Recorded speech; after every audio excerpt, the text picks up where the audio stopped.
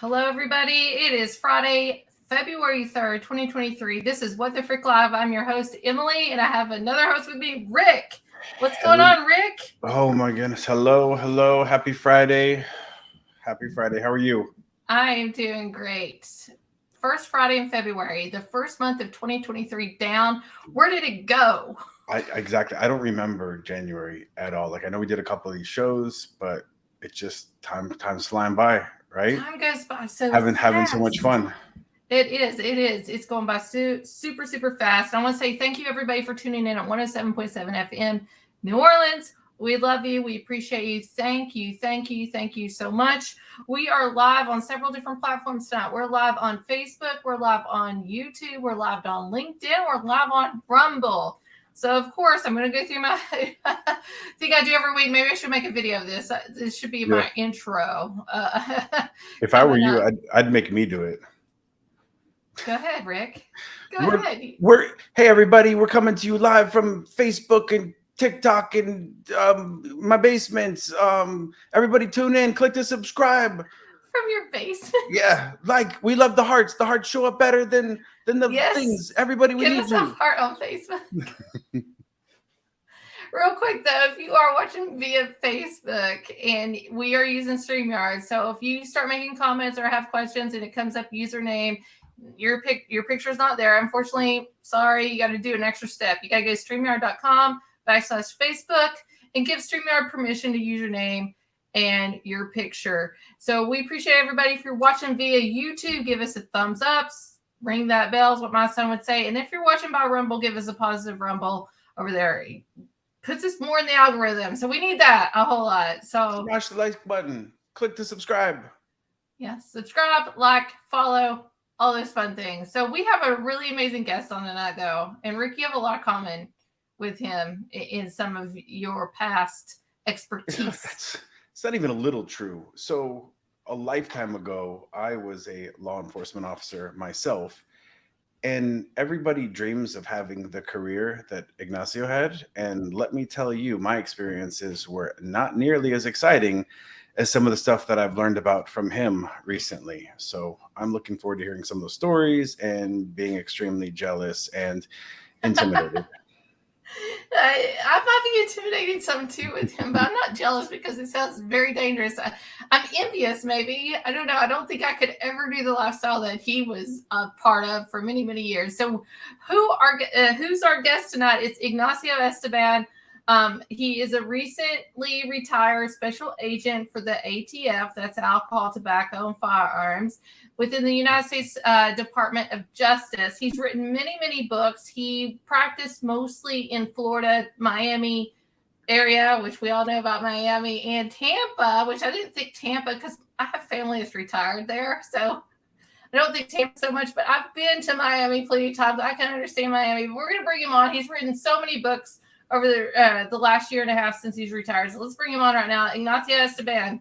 Hey guys. Hey, well, thank you. That's a great intro. I appreciate that. That's awesome. Welcome. Thanks for joining us, man. That's fantastic. I'm glad to be on your show again. And first time with Rick. I like it. Thank you. And anybody's listening right now, I had him on before. It was just me and him, and we got red flagged. Yeah. hopefully won't get red flagged tonight, but I'll tell you this: if we do get red flagged, because Emily's a lot smarter now, I have backups, and it's on my website. We're streaming live from my website, emilymenshouse.org. So go there, and it will be there afterwards, so I can re-download and do whatever then. Good. So, but thank you so much for coming on What the Frick Live. We appreciate you and all the hard work you've done, and the story. I've read several of your books now too, and the things that you do. You work very hard, very dangerous lifestyle. Your family, not just you, but your family sacrificed a lot. Amazing. So thank you. Oh, yes, thank you guys. Thank you very much. I appreciate it. Yeah, it's definitely not work for everybody. And once you get involved in that lifestyle, you really have to get focused. And a lot of people get burnt out. And I just have found ways just not to get burnt out. And I really enjoy working the cases and the variety of cases. People don't know what kind of cases ATF agents work. I mean, we work cases on, repeat violent offenders. We work cases on gang members, armed drug dealers, international firearms traffickers, domestic firearms traffickers, work cases on armed home invaders, murder for hire cases.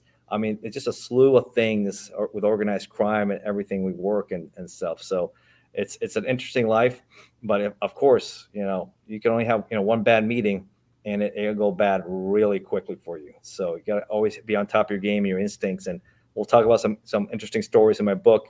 I think you can see my poster behind me. Right? Yes, I see it.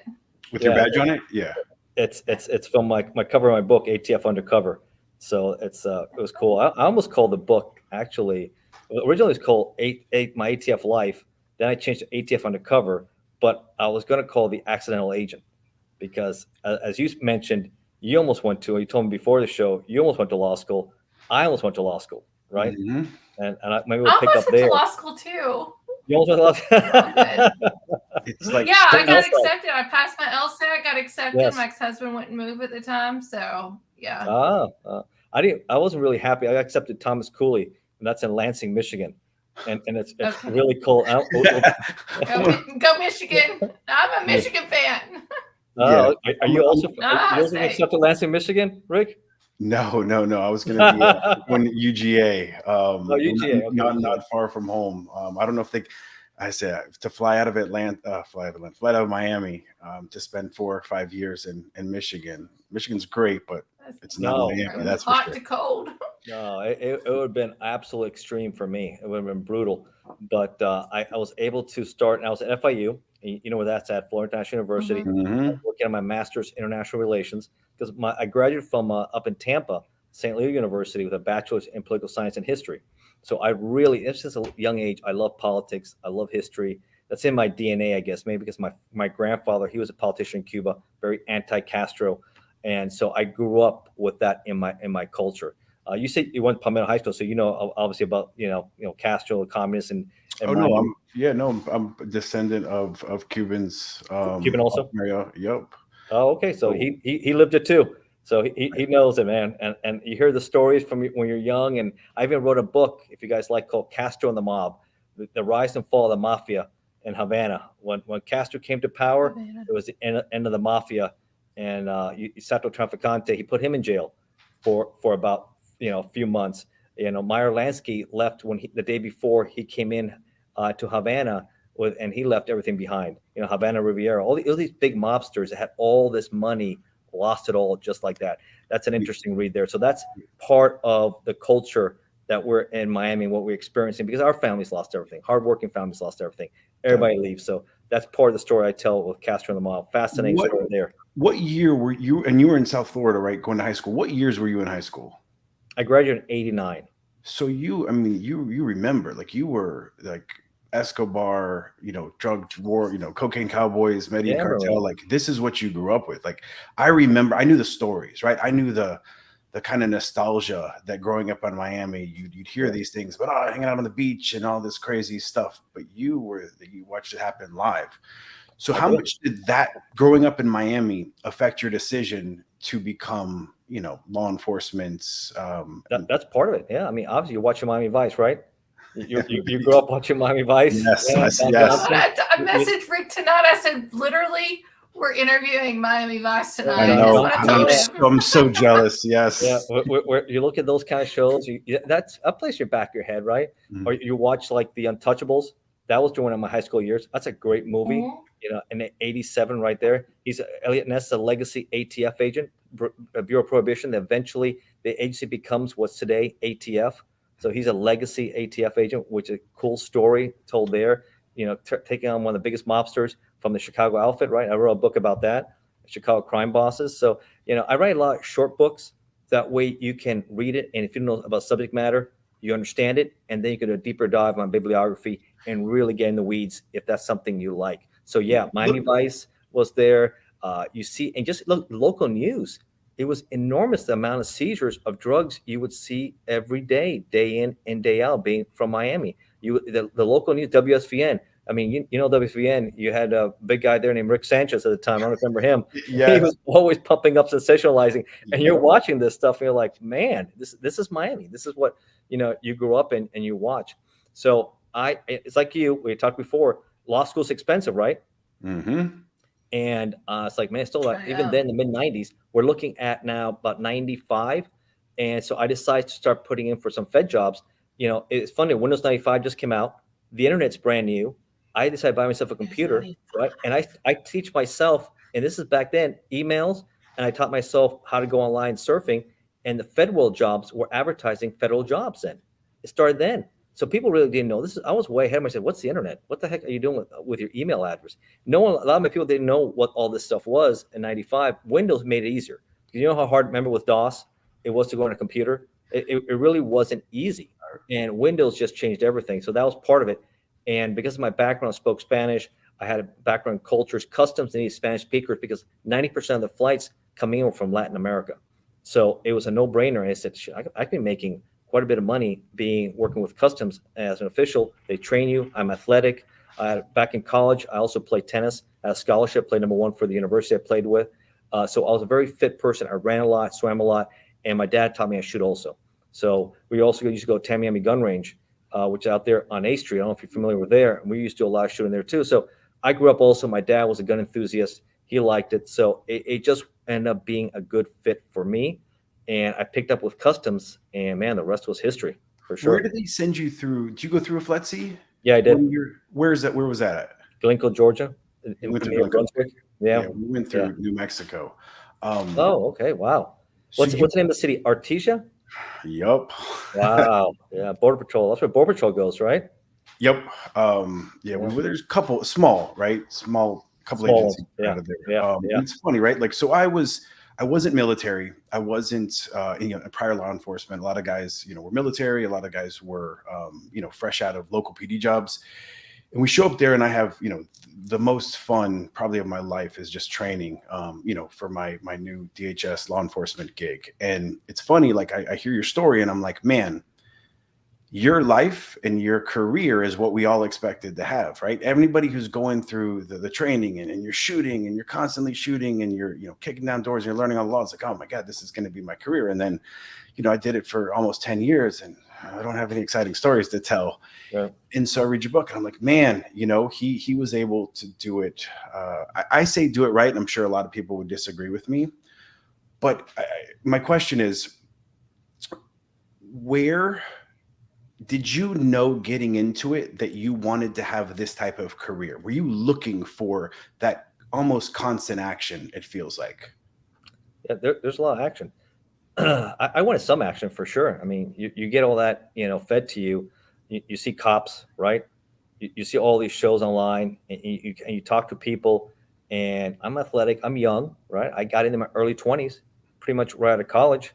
I went into that. So I'm a very fit guy. I like, I'm a person that likes to see things. And with customs, I wasn't sure because you meet a lot of people. I went into customs, which is a little different because you're dealing with the border, right? Mm-hmm. And I was at the airport. You don't need probable cause. You don't need anything to arrest people, to search people. It's border authority. Everybody's subject to search. It's going to be a complete different game when I go into ATF. But there, you learn a lot and you network a lot. And I went into the Contraband Enforcement Team, which is the elite team of customs, and then it was part of the Department of Treasury. And at the time in the 90s, Medellin, Cali cartels, Escobar, as we mentioned, they're still pumping a lot of drugs through Colombia and transshipment countries through Florida and through the Caribbean. So it is coming. So it's not just getting smuggling boats, but they have such corruption at the airport and seaport with the longshoremen and ramp workers that they're pumping in thousands of pounds right through the airport on cargo airplanes and then getting ripped off. I mean, that's how corrupt it was in the 80s and 90s. Things were out of control. So it wasn't uncommon. I had some huge seizures out there with a set team. We were making some of the biggest seizures in the country at the time for customs, 850 pounds. We'll get from Guayaquil, Ecuador coming in, and it was in the groupers, and you would have a block of ice next to a block of kilo, right? And that stuff was never going to go to the designated, we're supposed to pick it up. That got stuff going ripped off in a truck and off it goes. So that happened a lot. A lot of times we'll get, stuff in the stems of flowers. I mean, we'll get, lots of dope in these guys get really, really creative and they want to get the stuff in quickly. And that's how I end up meeting a lot of people because you make a lot of seizures, a lot of arrests. We had people, I think I mentioned maybe in the last show, Emily, swallowers, guys who will swallow. Swallow this stuff. Yeah, the pellets. Condoms and things. Oh my God, that is insane. And I feel bad because a lot of this, not all of them, some of them got paid well, but some people were like peasants that the cartels threaten the family to do this, and if they don't, they get killed. That amazes me though, because I would think stomach acid would dissolve that in like no time. Sometimes we get the calls they're dead on arrival, and because some of them swallow too many, and they only have a certain time to get there before you have some issues like that, and they gradually do dissolve, and some of them die, especially if you have heroin. I mean, by the time in the mid-90s, heroin was becoming a big product that was coming right to Florida through Colombia, and a lot of these mules, and they would load them up on the plane. And I'll be honest with you, we were lucky. Maybe we would catch, if there were 10 on a plane, maybe 2 or 3. So it's good business for these guys to pump them in. And you got so many airlines that were coming from Avianca, American Airlines, events. I mean, you got so many airlines coming into South Florida with these people. And it's not just airlines. It's not just airlines, though, Ignacio. And from what I've read, you've lived this. So I can't be in your shoes. I'm just a little Appalachian girl in Kentucky. But I've watched a lot of documentaries, and there's a documentary on HBO called The Invisible Pilot, which he was a father of 2 or 3 people or something like that, and he ended up smuggling a lot of gun running, cocaine, I believe some heroin, I think. And he conducted the travel. He was the invisible pilot. Like they took him off radar, even the U.S. government, to travel some of the biggest loads of drugs and guns into our country. Yeah, I mean, does that still go on to this day? Do we still, because I watch other people on YouTube and things like that give us up-to-date things of air traffic control, like all these ex-military people that are trained in this, and they have these certain programs and stuff. They show us what's going on in Washington, D.C., in and out, or what's going down to Guantanamo Bay, all that kind of stuff.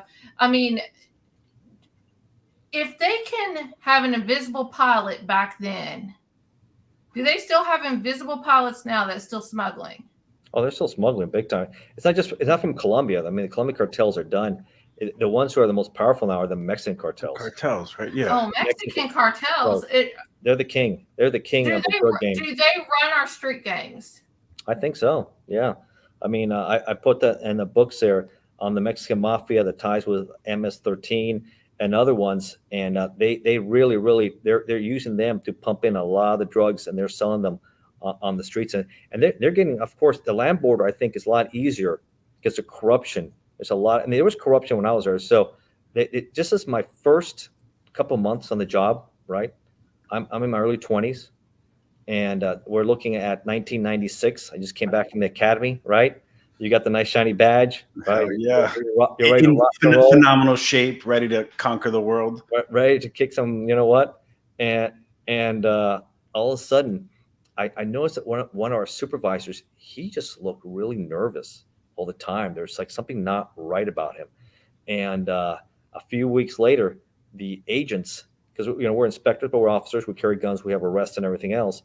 The agents end up arresting him and a couple other inspectors. And I was like, what happened here?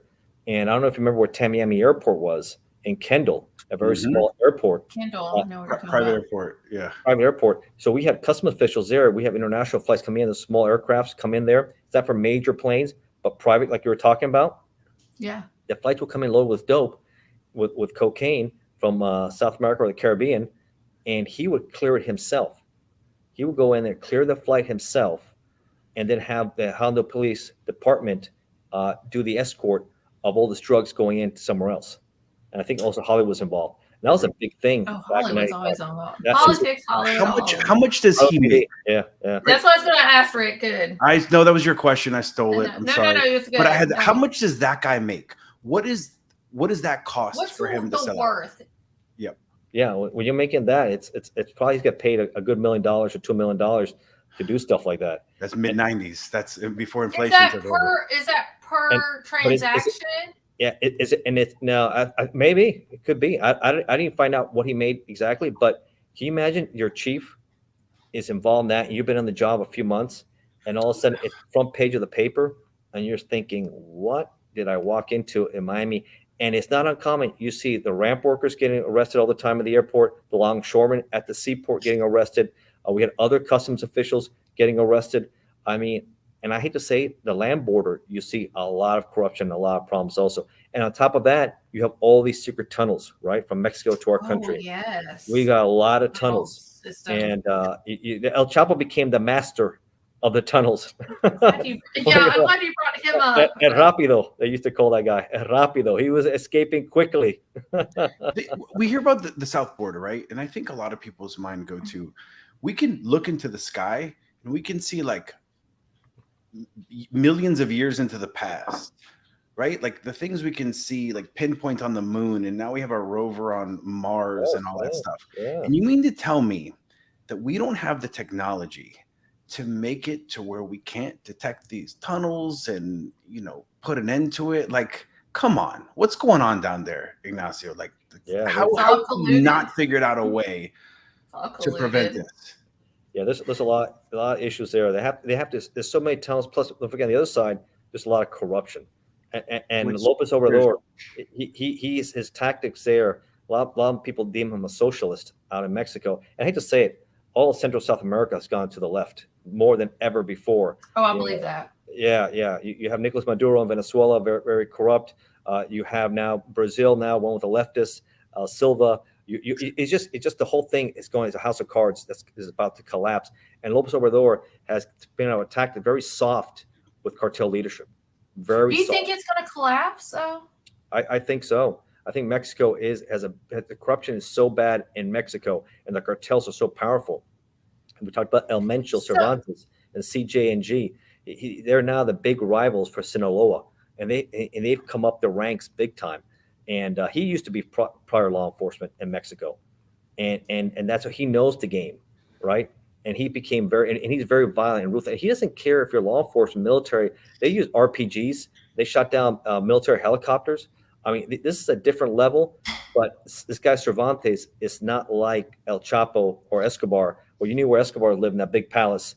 And El Chapo was pretty risque himself, after he escaped the second time. If you never read the article, read the article that Rolling Stone did when Sean Penn and Kate Del Castillo went to interview him in the mountains in the Sinaloa after he escapes the second time, how brazen this is, where he has a celebrity and he is bragging about how he killed the most people and he sold more drugs than anyone in the history of the world.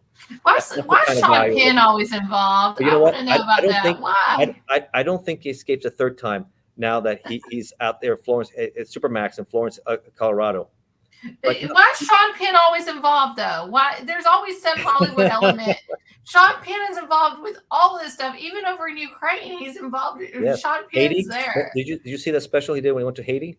How bad things were after the earthquake. He just goes all over the world. He did a movie when he went to Africa too. I forget what was called, but yeah, I don't know if I would have done that, because El Chapo, man, you don't know how that can go. You can end up being an internet video, and these guys do beheadings all the time.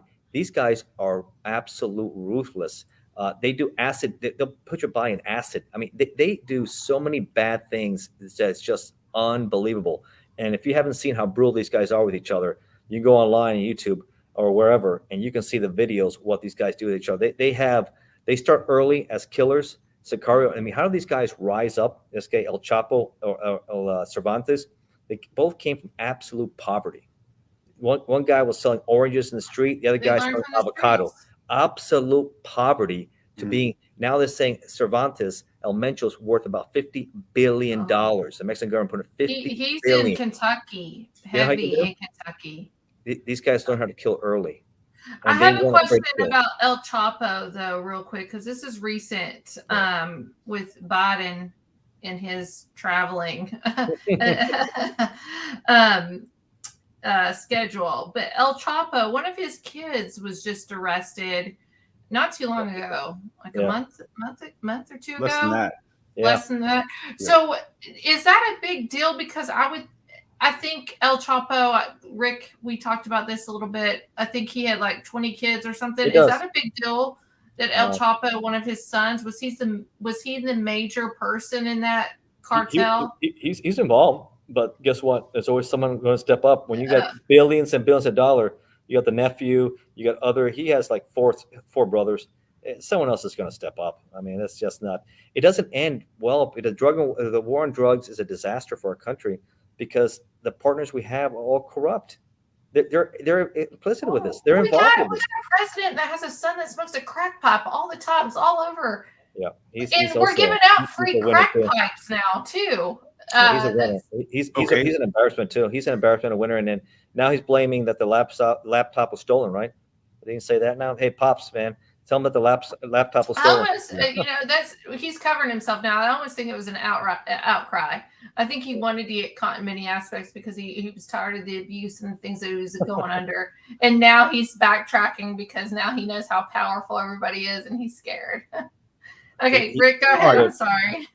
So you're working in for customs. Talking about Biden. Let's make a quick comment here before we go on. Victor Bout, since you mentioned the absolute disaster with Biden was there. I had a book there, One and Done, by the way. I wrote the book on Victor Bout. I read that. Oh, you did? I read both. But months before all this happened, these are part of my predictions, right? I predicted One and Done. I wrote in April of last year before the election that Nancy Pelosi would be gone. That the House, I thought it'd be bigger, but they took the House. It took Kevin McCarthy a lot of votes, a lot of time, a lot of rounds, but he got Speaker of the House. Not very popular with a lot of people, I understand, but it beats Nancy Pelosi being there. That anytime. Yes. You better, like I said, hammer time anytime. Yeah. And her whole story with her husband, that's kind of bizarre within itself. What happened there? That's another story we'll have to leave out. Yeah, we'll part two, everybody. Yeah, we'll part two that one there. But Victor Bout, the Merchant of Death, the War of Lord of War, right? What? If you haven't seen that movie, check that out. And Nicolas Cage, 2005, and Ethan Hawke's playing the agent from Interpol, chasing him around the world, right? And there's a lot of documentaries about him there. But this guy, he got popped in an elaborate. And people who don't know who he is, Victor Bout, they don't know the exchange with Brittany Griner. I mean, yeah, she was a very good basketball player. But she had small amount of hashish oil when she was arrested. She was very popular in Moscow. She was a WNBA player. She had won the championship over there. I think 6-time All-Star.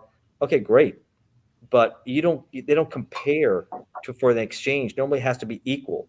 This guy is the Merchant of Death. We have a Marine over there or somebody in military. Paul Whelan. So Paul Whelan, he's a former Marine, right?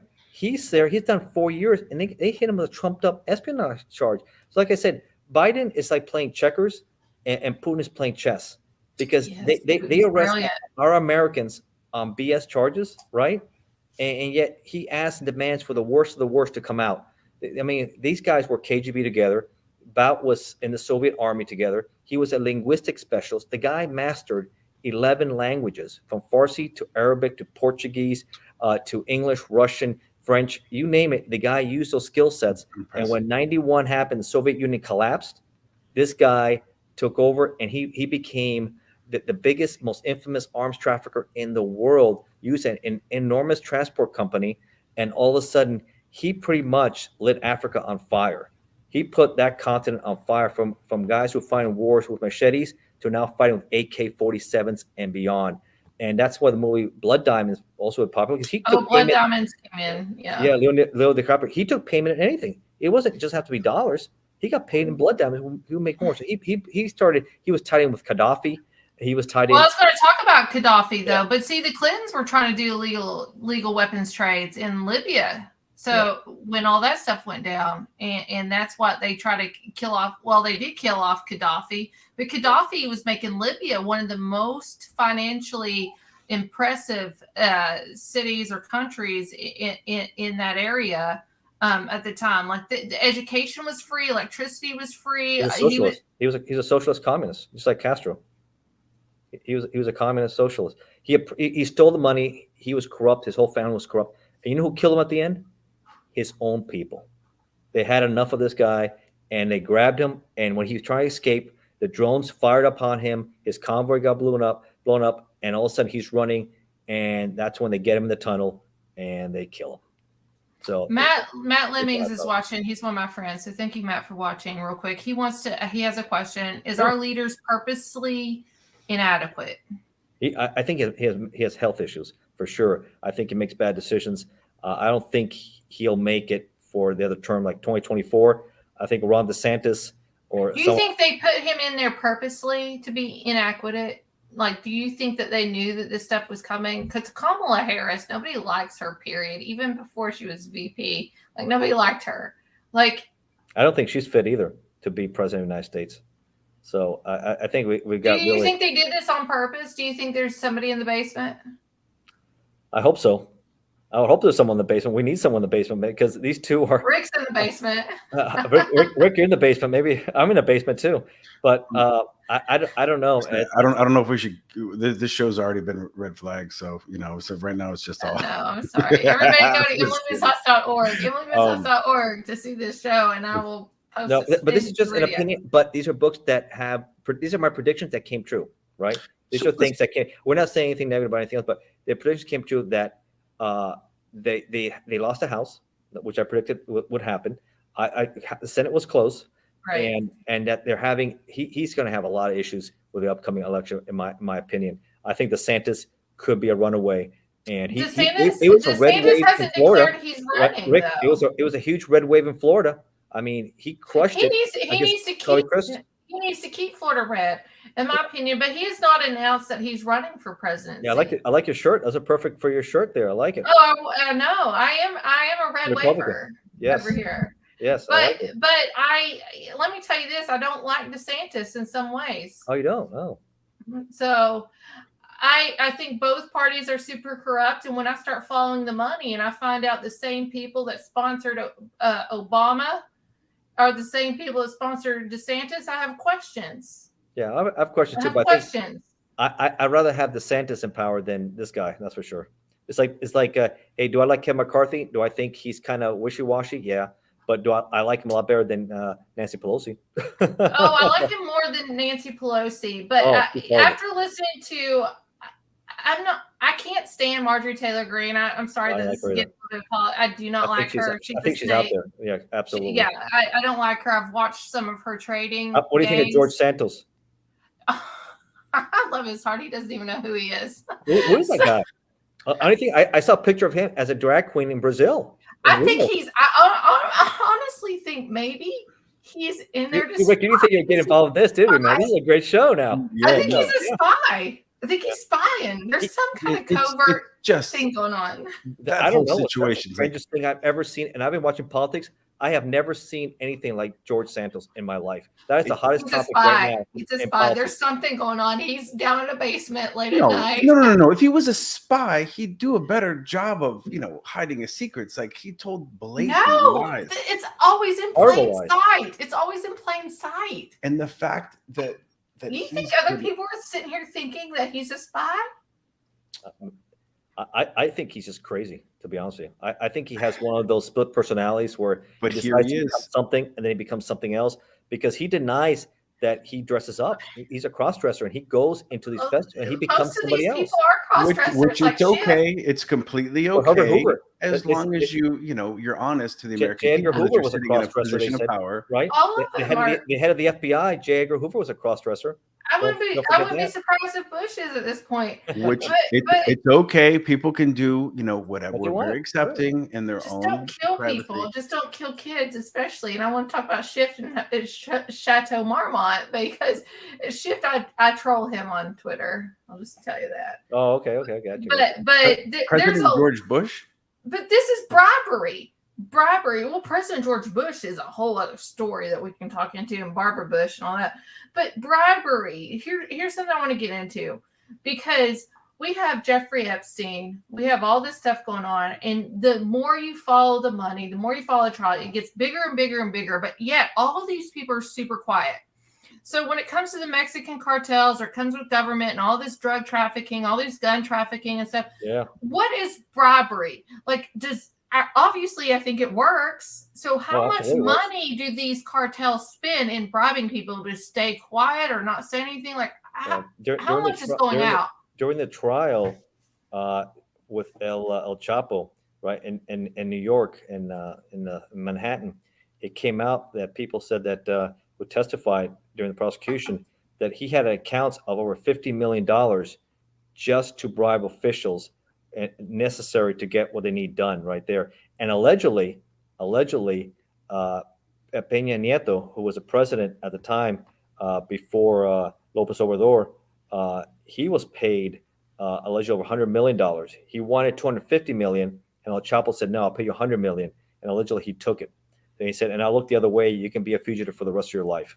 So if the guy on the top is on the take, then forget it. Like I said, we have no chance of the war on drugs. I always said the best thing we have to do is we need treatment. We need people, because if people stop using the stuff, they go out of business in the drug game, right? They're not going to stop using it. That's Come on. the They're not going to stop. There's no way. There's no way. Yeah. People need to I live in the number, like I live, if you watch the documentary Heroin on Netflix, that's my town. We were also Huntington, West Virginia. We were called the overdose capital of the nation. I know drugs. My brother and I used to help people get into drug rehab until COVID happened. We're getting ready to start back up. We had concerts and everything. We'd get like 30 some people into rehab every year. Oh, that's good. But the people that would relapse, like the numbers, like it's not going to stop. That's a crisis, because so you said before that you're we're losing the war on drugs, right? Oh, for sure. Clearly, we lost it. I'd like to propose, like, what if there was a crazy scenario out there where the United States was just like, you know what, we're going to make drugs legal. We're going to reduce demand for these Mexican drugs. We're going to tax the shit out of it, right? We're going to spend all that money on rehabilitation. And we are going to not allow these cartels to have power over, our borders and over our officials to bribe them. What's wrong with that idea? They won't do it. I think we learned our lessons from Prohibition, right? Remember Prohibition with alcohol? That's what made the Al Capone so rich and powerful. You had to bring outsiders in, and they said, it said 1933, it's over, it's legalized, we're taxing it, we're done with it. I think marijuana, we're getting there. Mm-hmm. I think in almost every state it's legalized for medical reasons, a lot for personal use, as long as you're not violent with it. So I think marijuana, we're going to get there. But I'm not sure the country is ready to see that for heroin and cocaine, because how addicting. Cocaine, it's a little different, but heroin can really be really bad, and especially with the pill addiction, all that. If you're addicted to heroin, can you not find a place to get it? Is it not easy accessible? Whether it's legal, whether it's not, you're going to find it. Easy. You're going to find it. So if you have to go to, a doctor who gives it to you for free, it's my younger self is like, I can't believe you're saying this. But if you have to go to a doctor where it's free, where they can treat it and then talk to you about, mental and some changes, and have, charities that are going to help you. Like, is that not walk out the door and sell it 10 times stronger for the people that don't want to get caught? No, they're going to give it to you there, and they're going to make sure you take it. And there's still going to be, the outlier scenarios where we do that with controlled drugs right now. We do that with Oxycontin and Lortabs and all this stuff. No, it's not. It's going to be. Well, what do we do, Emily? How do you solve the problem then? Well, mine is that I think if we make it legalized, it's just going to go out the yin yang. Like, it's going to be absolutely rampant even more. I think so too. Yeah. And I will say this with the drug issue in jail, if you go to jail, if you go to prison, most of the time, unless you're dealing with the cartels and stuff that you dealt with, Ignacio, it is especially the weed people. They're non-violent individuals, so they're going to get in jail a lot longer because it's cheap labor. In many of the states, you get your license plates, you get all that kind of stuff from that cheap labor. Actually, flipping Kamala Harris can tell you all about it out in California, and they stay a whole lot longer than these violent offenders. Yeah. And that's ridiculous. Yeah, I've always said we need to stop clogging the judicial system with these bogus cases, these smaller ZT tolerance. No, that you have to give these people the help they need. Small people who are addicts, users. We want, and this is what I did as an ATF agent, you spend your resources dealing with the worst of the worst, right? With the worst violent offenders, the worst gang members, the worst armed home invasion crews, the worst, armed drug dealers, the worst, international traffickers. You focus on the worst, because you really can't spin your wheels on these little cases, because it just clogs the whole system. And that's something you have to get smarter in policing. And I think we had mentioned about policing, and what a black eye we saw in Memphis. And what happened with Tyre Nichols. Tyre Nichols. We're going to bring that up. But real quick, Matt asked a question, and this is true, federally speaking. Federally speaking, with marijuana? Don't you have to give up your right to own a firearm for medical use of marijuana? And that is under the firearms guidelines. You can't be a drug user, right? So that's something Right. that So is have that to a work way out. that they're going to try to take away our firearms? That's the next That's something question. you have to work with. Just like the arm brace now, right? You could have one, and now you have to register them now to pay the $200 tax stamp. I don't believe in that. I think that's wrong. Like the bump stock. Remember all the people bought the bump stock to make their guns shoot like automatics, right? Semi-automatically, it shoots faster. After that happened with Stephen Paddock, and still the worst mass shooting ever, what happened in Las Vegas, because that idiot and all the killings he did, it became late ATF rule that made it illegal, right? So if you bought it, you purchase it. I feel bad when the rules change like that, when people, and I don't agree with it, especially veterans and people with disabilities who needs a stabilizer, to shoot the pistol and help some straighten out. But they're saying, oh, you're making it now. Now you have an unregistered short barrel, shotgun or rifle, right? And you're using it without paying the NFA stuff. So now they're making people who have it to pay that. And I don't think that's right either, but that's a decision. I'm retired now, so I can say these things. So I assume, former law enforcement, very pro-gun, right? I'm very pro Second Amendment for sure. Trained extensively, right? And that's one thing, Rick, I want people to know. People think ATF agents are against firearms. Most of the guys I work with are very pro Second Amendment and very pro firearms.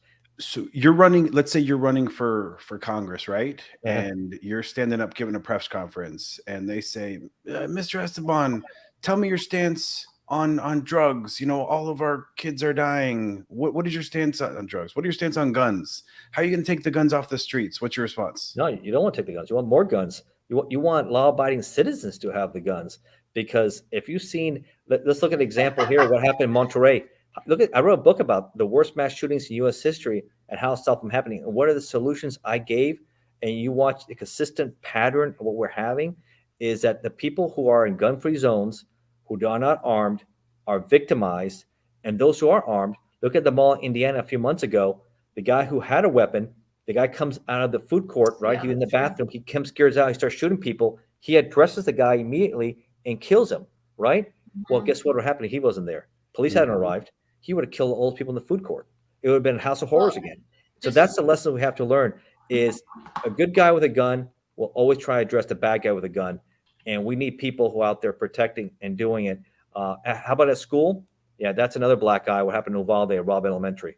77 minutes. That's so much stuff going in there. Have you followed the money into that little city? Have you followed the money? No, I've not followed that. No. Follow the money into that little city. That little city is half the size of my city, and it gets 3 times as much more money than we do here in Ashland, Kentucky. I have questions. I just want to throw this out here. I have a question too here about social media, but I just want to tell you, when Putin tells people to keep your guns, don't let your government take your guns, believe me, don't let the government take our guns. Keep your guns. I believe in guns. I believe that people should have it legally.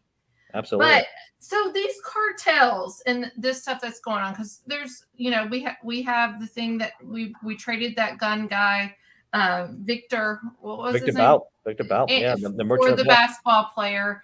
We have a kind of Godfather type scene that happened with Russia with the car bomb over there. Maybe think of the mafia or mobster related issues. Do these people keep, since we're so 2023 now, do these people keep like social media? Can we find these individuals on social media?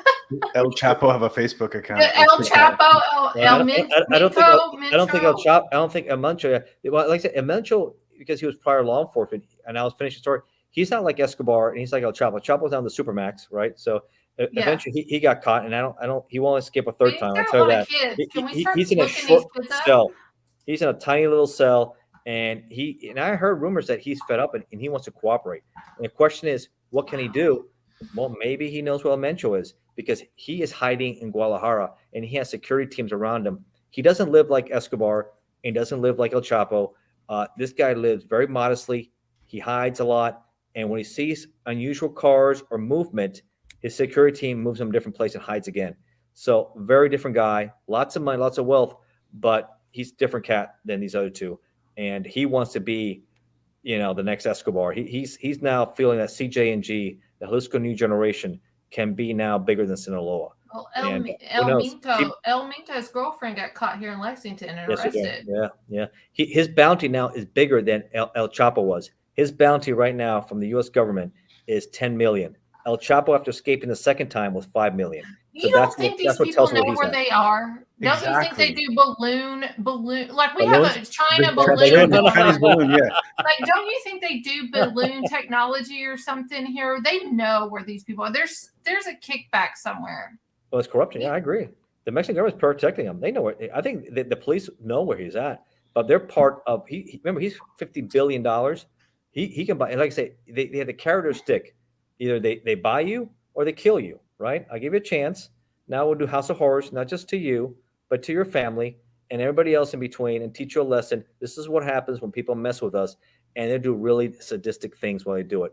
Dismemberings. I mean, these guys are really into this, and some of these guys are psychopath, bloodthirsty, extremely bloodthirsty, and they really enjoy the killings. And they have special rooms sometimes. They bring people in. You know, The basement. Los Zetas were famous for their special rooms and how they would even target innocent people because they want to work on their craft. They would hijack a bus, take these innocent people, bring them back, and just commit House of Horrors on these people because they enjoyed it. They'll like cook them like a pig, right? And see how they die like that. They'll bring them in these back rooms. And sometimes I was reading, they would do it like a coliseum where they'll give one guy a hammer, one guy a club, kill each other. And that one who survives goes to the next round. And the one who survives, it kills like 8 or 10 people that were in that bus. All right, you're a killer. We're going to offer you a job as Sicario. And I bet it's a job you can't turn down. That's terrifying. Yeah. You're undercover for ATF. What's the longest you were undercover playing a specific role? I was about maybe 2.5 years. Jeez. 2.5 years. But I remember, I also go home and stuff like that. It's not like I live with these people. I don't live with these people. So I come home, you have to deal with these cases and deal with them. And you have to, but what you do have to do, and kind of do, you have to do things. And in case you get a call on a Sunday night, have your phone ready. You got to be prepared. You can't just turn off. Say, I'm watching the game. I don't care what happens. It's Sunday night or whatever. Life is good. And you always got to be prepared to respond and do something. The life of an agent is, and not just with bad guys, but with informants. I had a lot of informants. And you have your life and you're helping deal with their lives and their issues. And they're calling you with their problems. So you got to solve all their headaches they got going on too. So it could be Christmas Day and you get a call and he says, man, I need help. This just happened. It's like, man, you got to deal with his headaches or her headaches or whatever. It's not an easy job. It's not a job for everybody. That's for sure. Because, it could be, if you want to be like ATF's a smaller outfit than FBI and DEA. So I had to wear many hats. Not only was I undercover, but I was a case agent and I would deal with the property. I would do my own intelligence workup because I had to do more things. I want to get things done. And I was good at multitasking. ATF is super critical too, because when I think of ATF, I think of Waco. Yeah, and that was my first experience of researching when I was young. I was born in 1981, but that happened in the few short years. 5 SWAT agents were murdered by David Koresh's guys in there. The mighty one. Yeah. So go ahead, Rick. I knew you had another question there. So, and I guess what I was getting to was, I always imagine myself being undercover, right? Playing a role. Yeah. Explain, like, you form relationships, and over 2.5 years, like, you might even have, fake friendships, but friendships, and people's families, and you meet their families, and they know this version of you that doesn't exist. Is there ever a time, or walk me through when you have to tell that person, like, hey, by the way, you're busted. Is that ever that awkward conversation like you think it is, or do you just never see them again and they find out after the fact that you were Leo? Sometimes, the case I mentioned, we had a search warrant. It was eventually it was a by bust, a search warrant. And about 10 minutes after the person came in the house, he tried to barricade himself. The guys hit the door to arrest him. And about 15, 20 minutes, I identified myself and told him, I'm a ATF agent, and I show my credentials and explain to him. But you have to understand that you're doing this. What's his response? What's his first response? His response is like they shake their head, or they're like this, or they're disbelief, right? Mm-hmm. Disbelief means you're good at your job. They're in disbelief. They're not happy, and they realize you talk to them, and most of them get on board because the evidence is so strong, right? And I'm doing all these hand-to-hand buys with drugs and guns from them that most people, when confronted, will get on board and cooperate because everybody has a source, right? Mm-hmm. Everybody can give up who is a heroin source, who's their cocaine source, who is their gun source. They always give up somebody else. And the system is set up, the federal system is set up for people to cooperate and to give up that next level. And that's how you keep on rolling people. So most people, they're like that. But I remember it's a job, right? I'm pretending so I can gain the best evidence to put these people away because they're a problem. I mean, I remember after we did that search warrant, this was in Hollywood, Florida, that many people in the neighborhood, because this guy was selling drugs for like 8 years, right? Cuban guy, he was there. They came up and they congratulated, say, thank you for getting rid of this guy. I'm so happy. I was so sick of seeing all that movement and people coming in there, and that felt good.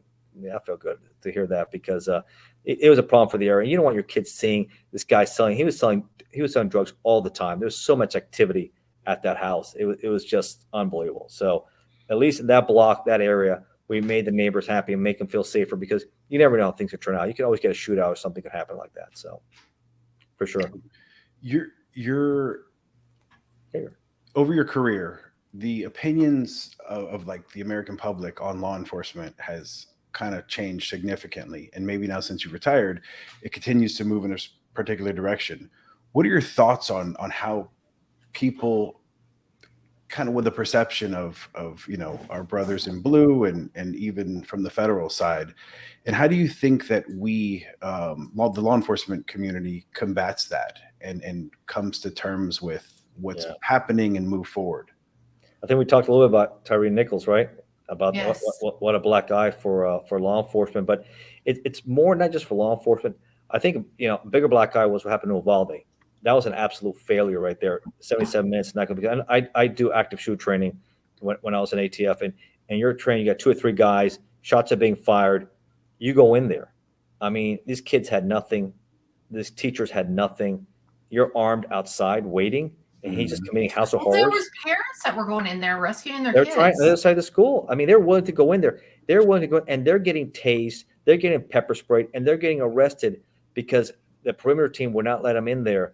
That's unconscionable. You got to see. It was who went in finally? Wasn't it like feds that went in? No, feds. Yeah, it was the BORTAC. It was the Border Patrol team. It just happened to be in the area. They were called in. They were miles away, and it took them a while to get out there. And they were saying, "What is going on here?"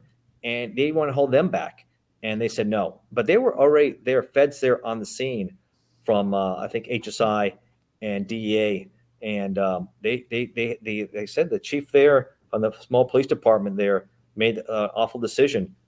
You got to save those kids' lives. It wasn't a hostage. Once you start shooting, it's not a hostage situation when you're not shooting. Once you start shooting, you got to go in because he's going to kill, and it's horrible.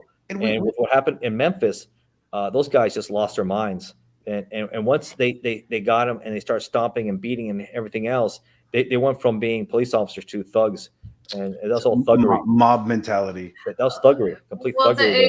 It's thuggery, and we talked about this a little bit before we went live, and I'm just going to put this out there. If anybody's listening to this right now, please look me up. You can submit it through my website, emilymenshouse.org, or find me on social media.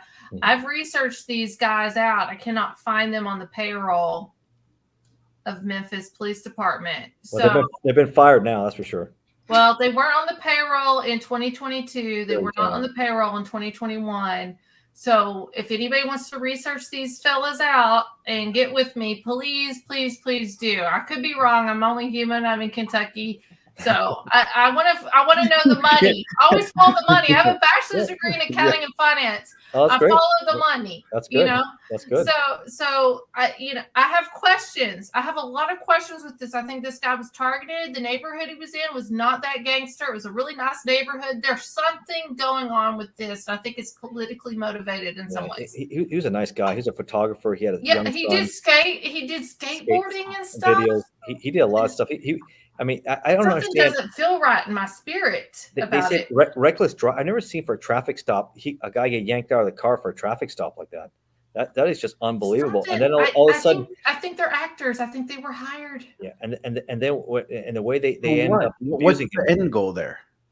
They lost. No, actually, lost their minds. They lost their minds. And they just motivated. I think they were so embarrassed. The police. They were so embarrassed this young kid was able to get away from them after they employed the taser, and he had his sweater on. He takes the sweater off and he holds it and he goes, and one of the guys goes, "Oh my gosh." And they are pissed. I'm going to stomp him. And that's when when they get a hold of that guy, they show no mercy. Well, I support the men in blue. As a professional, what you do is you handcuff the guy, you bring it, and the system is the one that punishes him. They want to be the street punishers, and look at that. Now the lives are over. There's something weird. There's something. It's something. There's something weird there. So if anybody has any research on it, please message me. Look, you can submit it through the website emilymenshouse.org. We got about 3 minutes left here, okay. Ignacio. If you need a website, do you have a website? I couldn't find your website. No, I'm on Facebook. Website. I know Facebook. You can find me on Facebook, and then on Amazon. You type in Amazon, you'll see all my books there with Ignacio Esteban. So Facebook, Amazon, LinkedIn, and of course, Google my name. You'll see all the shows I've been on. I can't believe there's already been 60 shows I've been on.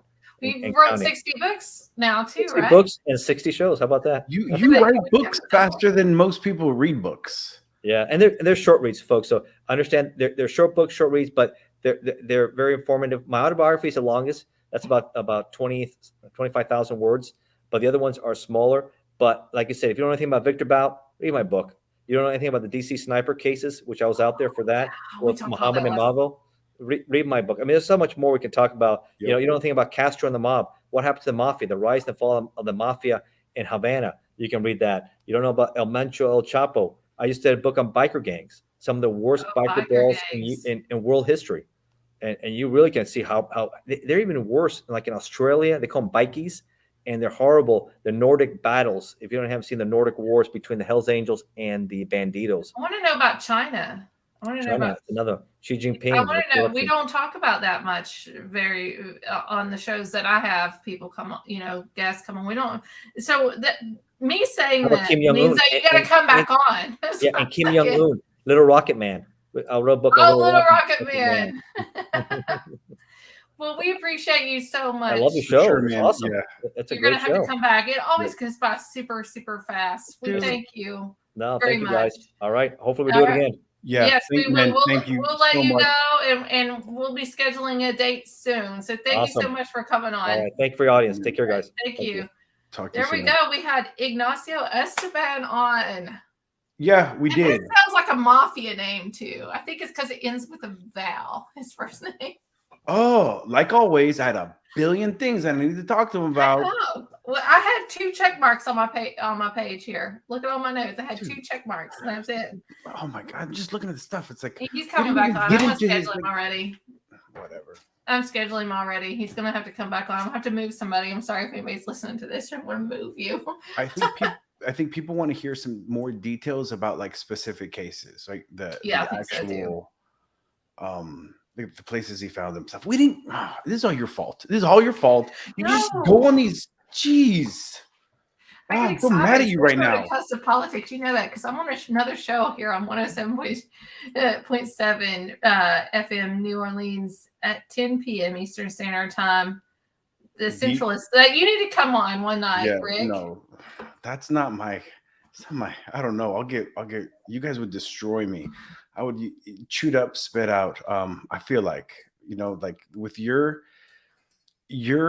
one thing I've learned from hanging out with you is just every situation isn't as it seems, right? There's always several layers. Always something going life on. is an onion, and you just got to keep peeling. And I'm like, damn, what if this is just like what it is? Like what if this is just the way it presents itself? But no, it's that wasn't else. So I'll watch. Just like the police officers in Memphis. Everybody go research that out. Find out if these people are on the payroll. If they are, message me because I need to know. So next week we're going to be live here again at 7 p.m. Eastern Standard Time on Friday night. But we are going to be interviewing a president of a country. So, oh my God, this is the most famous person I've ever talked to. It's within the United States. It's a different country in our country that doesn't abide by anything in the United States. They have their own rules and regulations. It's the country of Malaysia. We have His Excellency, the President, Kevin Ball. That's on. Did you know that there was a country within a country? Did you know this? Not until you told me in that episode of Family Guy, where Peter makes his own country and has like Fidel Castro and all those guys over to hang out and have a pool party. You have to have a passport to go to this country. Oh wow! All right, I'm in the United States. This is going to be all next Friday at 7 p.m. Eastern Standard Time. So we thank you, everybody. We love you. Thank you so much for tuning in. Share this out to everybody on your social media platforms. This helps our show, our guests, the network, everything. Thank you, everybody, for tuning in at 107.7 FM New Orleans. We'll see you all next week, Friday, 7 p.m. Eastern Standard Time. Thank you. Have a wonderful first weekend of February. Good night, everybody. Good night. Chew them up tonight, Emily. Bro, we're still live. Hey, everybody. Thanks for tuning in.